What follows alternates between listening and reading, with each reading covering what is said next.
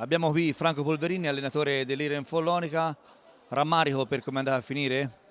Rammarico sì, perché non ci possiamo permettere di essere in vantaggio 4-1 nel primo tempo e smettere di giocare completamente tutto il secondo tempo. In più abbiamo anche preso 2 gol su contropiede, su un risultato di vantaggio in superiorità, superiorità almeno di 2 gol. Non ci possiamo permettere di prendere 2 gol in contropiede, non ci possiamo neanche permettere di smettere di giocare. Abbiamo avuto 2 o 3 risultati favorevoli, ma l'atteggiamento mentale del secondo tempo non mi è proprio piaciuto. Ci siamo chiusi, invece di continuare a aggredire, continuare a fare possesso palla, continuare a dare ritmo e intensità.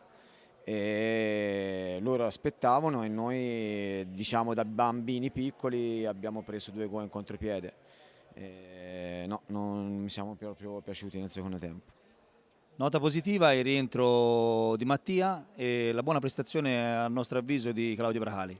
Sì, Claudio è un periodo che sta un po' salendo di forma fisicamente, quindi tiene un pochino più il campo.